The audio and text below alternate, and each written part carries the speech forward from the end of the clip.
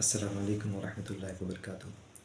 امام البخاری نے صحیح بخاری کے علاوہ اور بھی بہت ساری کتابیں لکھی ہیں، جس میں سے کہ جو ایک میرے کو بہت پسند ہے وہ ہے ادب المفرد۔ تو اس کے شروع کے بہت سارے چیپٹرز میں انہوں نے والدین کی جو فضیلت ہے کہ ہمیں ان کا کتنا رسپیکٹ اور کتنا ان کو بات ماننا چاہیے اس کے بارے میں، اور وہ ہم لوگ سب اچھے سے جانتے ہیں۔ لیکن اب سوال اٹھتا ہے کہ آخر اگر ایک انسان یہ نہ کرے، ایک انسان اگر والدین کی فرما برداری نہ کرے تو اس کے لیے کیا نقصانات ہیں؟ اور ایک بہت امپورٹنٹ سوال جو کہ بار بار آتا ہے کہ آخر اس کی کوئی اپر لمٹ ہے کہ نہیں؟ کیا کچھ بھی بولا جائے ہمیں تو ہمیں کر لینا چاہیے آنکھ بند کر کے، یا پھر اس کی کوئی ایسی بات ہے جہاں پر ہمیں رک جانا چاہیے؟ تو آنسر تو آپ کو اچھے سے پتہ ہی ہے کہ اسلام میں آنکھ بند کر کے صرف اور صرف اللہ اور اللہ کے رسول پر اطاعت کرنے کی بات کی گئی ہے، اس کے علاوہ کسی پر نہیں، یہاں تک کہ ماں باپ کے لیے بھی نہیں۔ تو چلیے اس کتاب کے ذریعے ہم لوگ کوشش کرتے ہیں کچھ امپورٹنٹ چیزوں کا سمجھنا۔ سب سے پہلے کہ والدین کی نافرمانی جو لوگ کرتے ہیں ان کے لیے کیا کیا وعیدیں آئی ہیں۔ تو رسول اللہ صلی اللہ علیہ وسلم نے فرمایا ہے کہ کچھ گناہ ایسے ہوتے ہیں جس کا عذاب اس دنیا میں ہی مل جاتا ہے، اور ایک ہے کسی پر ظلم کرنا، اور دوسرا ہے والدین کی نافرمانی کرنا، اس دنیا میں ہی عذاب مل جاتا ہے۔ اور یہاں تک کہ آخرت میں بھی بتایا گیا ہے کہ جو انسان اپنے والدین کی نافرمانی کرتا ہے اس کو جنت نصیب نہیں ہوگی۔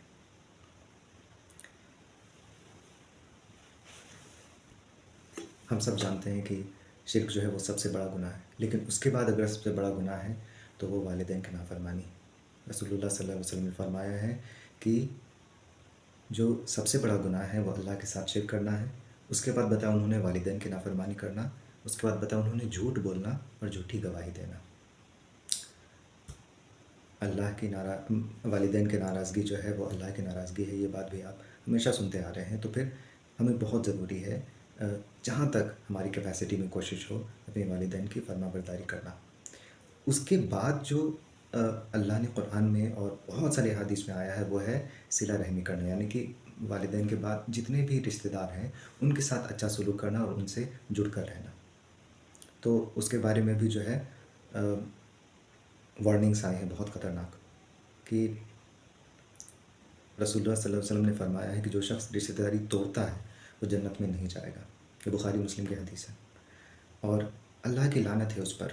مطلب کہ قرآن میں اللہ نے فرمایا سورہ الرعد میں آیت نمبر 25 میں کہ اور جو لوگ اللہ کے عہد کو توڑتے ہیں اور رشتہ داری کاٹ دیتے ہیں ان پر اللہ کی لعنت ہے اور ان کے لیے برا گھر ہے۔ دنیا میں بھی سزا ملتی ہے، مطلب کہ رسول اللہ صلی اللہ علیہ وسلم نے فرمایا کہ دو گناہ ایسے ہیں جس کے عذاب دنیا میں مل جاتا ہے، ظلم اور رشتہ داری توڑنا۔ اور بہت ضروری بات کہ ہم ایسا سمجھتے ہیں کہ ہماری زندگی ایک ہے لوگوں کے لیے، ایک ہے اللہ کے لیے، نہیں۔ یہ دونوں چیزوں کو اللہ نے اس طرح سے جوڑا ہے کہ آپ ان میں سے کوئی ایک میں اچھا کر کے دوسرے میں خراب کریں تو آپ بچ کے نکل نہیں سکتے۔ یعنی کہ کوئی شخص اگر چاہے کہ لوگوں سے بہت اچھا سلوک کرے لیکن اللہ نے جو اس پر فرض کیا ہے روزہ نماز اس کو چھوڑ دے تو وہ بھی قابل قبول نہیں، اور اس کا اپوزٹ تو بالکل بھی نہیں۔ مطلب کہ رسول اللہ صلی اللہ علیہ وسلم نے فرمایا کہ اللہ کے پاس ہر جمعہ کی رات یعنی کہ تھرسڈے کے نائٹ میں اعمال اٹھائے جاتے ہیں، مگر رشتہ داری توڑنے والے کا عمل قبول ہی نہیں ہوتا، اس کی دعا قبول نہیں ہوتی۔ تو یہ ہے، لیکن ہم نے کہا جیسے کہ ویڈیو کی شروعات میں کہ ہر چیز کا ایک ایکسیپشن ہوتا ہے۔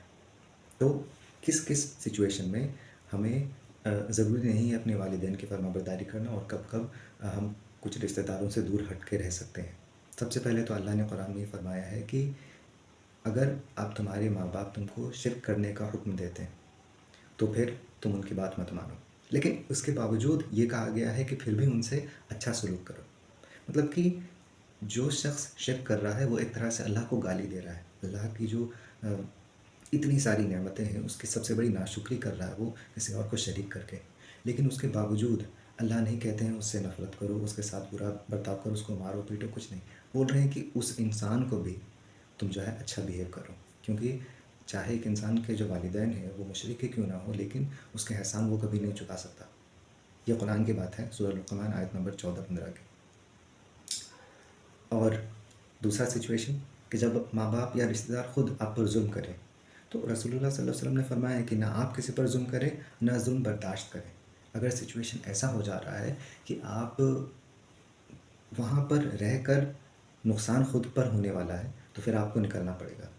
دیکھیے قرآن میں یا پھر حدیث میں کہیں بھی ایسا نہیں لکھا ہوا ہے کہ آپ کو اپنے ماں باپ کے ساتھ فزیکلی ایک گھر میں زندگی بھر رہنا ہی پڑے گا چاہے کچھ بھی ہو جائے. اگر ایسا کوئی سمجھتا ہے تو پھر یہ مس انٹرپریٹیشن ہے. اللہ نے بار بار کہا ہے کہ اپنا بیسٹ دو، یعنی کہ جو تمہاری سچویشن کے لیے سب سے بیسٹ ہو سکتا ہے وہ کرو. اللہ نے اسپیسیفک اتنا زیادہ نہیں بتایا. کیوں؟ کیونکہ ہر کسی کا سچویشن الگ ہوتا ہے. اگر کوئی شخص ایسا ہے جس کے ماں باپ اس کو مارتے پیٹتے ہیں ہمیشہ، وہ بڑا ہو گیا تب بھی، اب وہ بچہ نہیں رہا، لیکن چاہے تو وہ اپنا ہاتھ اٹھا کر خود کا بچاؤ کر سکتا ہے اور وہ بھی جو ہے ایسا کچھ کر سکتا ہے، لیکن اس کو ڈر ہے اللہ کے عذاب کا اور اللہ کا اتنا جو حکم ہے اپنے ماں باپ کے ساتھ اچھا کرنے کا، اسی لیے وہ کسی طرح برداشت کر رہا ہے. لیکن اسلام نہیں کہتا ہے کہ آپ مار کھا کر زندگی بھر اسی جگہ پر رہو کیونکہ اللہ نے حکم دیا ہے. نہیں، اللہ نے ایسا حکم نہیں دیا. اگر ایسا سچویشن آ جائے، اتنا زیادہ برا سچویشن آ جائے، دین اٹس اوکے اگر آپ وہاں سے باہر نکل جاتے ہیں. بٹ آپ دور رہ کر بھی جتنا کیئر کر سکتے ہو، جتنا کچھ کر سکتے ہو وہ کرنے کی کوشش کرو اور اپنے ماں باپ کی ٹھیک ہونے کی دعا کرو اور اللہ سے ان کی مغفرت مانگتے رہو. اس کا ہم لوگوں کو سب سے بڑا جو اگزامپل ملتا ہے وہ ابراہیم علیہ السلام کا ملتا ہے کہ ان کے جو باپ تھے وہ مورتی بناتے تھے اور انہوں نے جو ہے ابراہیم علیہ السلام کو مارنا چاہا، ان کو جلانا چاہا آگ میں، لیکن اور ان کو نکال دیا اپنے گھر سے، لیکن تب بھی وہ ان کے لیے دعا کرتے رہے. اور قیامت تک جو ہے، قیامت کے دن تک جو ہے ابراہیم علیہ السلام اپنے باپ کے لیے دعا کریں گے. لیکن ایسا نہیں ہے کہ ابراہیم علیہ السلام نے کہا کہ نہیں ہے ہم تو آپ ہی کے ساتھ رہیں گے زندگی بھر، چاہے ہم کو زندگی بھر آپ سے لڑنا پڑے. نہیں. تو یہ بات ہے، ہم لوگوں کو اسلام میں بیلنس بتایا گیا ہے. کبھی بھی ایسا نہیں ہے کہ کوئی بھی ہو جس کو آپ کو آنکھ بند کر کے چلنا ہے. لیکن ہاں، اس سے اوپر اور کچھ ہے بھی نہیں، یعنی کہ والدین سے اوپر اور زیادہ امپورٹنٹ کچھ ہے بھی نہیں جس پر کو برداشت کیا جائے. اگر اس طرح کی چیز کوئی اور ہمارے ساتھ کرے تو ہم لوگ ایک سیکنڈ میں پیچھے ہٹ جائیں گے اور بدلا لیں گے. اور بدلا لینا جائز ہے بائی دا وے. اگر آپ کے ساتھ کوئی غلط کرتا ہے آپ اس کے ساتھ برابر غلط کر سکتے ہیں، لیکن ہیومن نیچر ایسا ہوتا ہے کہ ہم لوگ ایکسٹرا کر جاتے ہیں. جب بھی ہم لوگ کسی سے بدلہ لینے جاتے ہیں تو جس نے ہم پر جتنا پرسنٹ کیا ہے ہم لوگ ناپ کے نہیں کر سکتے ہیں، اور پھر جتنا ہم زیادہ کرتے ہیں وہ ظلم میں کاؤنٹ ہوتا ہے. اور ظلم کتنی بڑی چیز ہے یہ ہم نے آپ کو شروع میں ہی بتا دیا. اسی لیے ہمیں انکریج کیا گیا معاف کرنے کے لیے. اگر ہم معاف نہیں بھی کر سکتے ہیں، ٹھیک ہے، کم سے کم اس شخص سے دور تو رہ سکتے ہیں. کسی کا میرے ساتھ نہیں بنتا ہے، ضروری نہیں ہے ہم اس کے پاس روز جائیں، ہاتھ ملائیں اور اس کے ساتھ بیٹھ کر چائے پئیں. جی ہاں، اسلام اتنا امپریکٹیکل نہیں ہے. اگر آپ کا کوشش کرنے کے باوجود کسی سے نہیں بن رہا ہے آپ اسے ڈسٹینس کر سکتے ہو. ہاں، اسلام یہ کہتا ہے کہ آپ دل میں کسی کے خلاف نفرت نہیں رکھیں. آپ من میں کسی کو بد دعا جلدی نہیں دیں. بد دعا دینا ایک دم اینڈ اسٹیج کی بات ہے، اس کو انکریج بالکل نہیں کیا گیا اسلام میں. آپ بد دعا نہیں دیجیے، من میں نفرت مت رکھیے، آپ بدلہ لینے کی بھاونا من میں مت رکھیے، اور یہ مت چاہیے کہ سامنے والے کا برا ہو جائے. ادروائز اگر آپ شانتی سے کچھ لوگوں سے دور رہ کر خوش رہ سکتے ہیں تو انشاءاللہ اس میں کوئی برائی نہیں ہے. اور اخیر میں اللہ سبحانہ و تعالیٰ ہی ہم سب کا جج کرنے والا ہے، اور ہم کوشش کرتے رہتے ہیں کہ جتنا ہو سکے اللہ کو راضی کرے. اللہ ہم سب کو جنت الفردوس میں جگہ عنایت فرمائے اور ہماری غلطیوں کو درگزر کرے. آمین یا رب العالمین. سبحان اللہ وبحمدہ، سبحانک اللہم وبحمدک، اشہد ان لا الہ الا انت، استغفرک و اتوب الیک.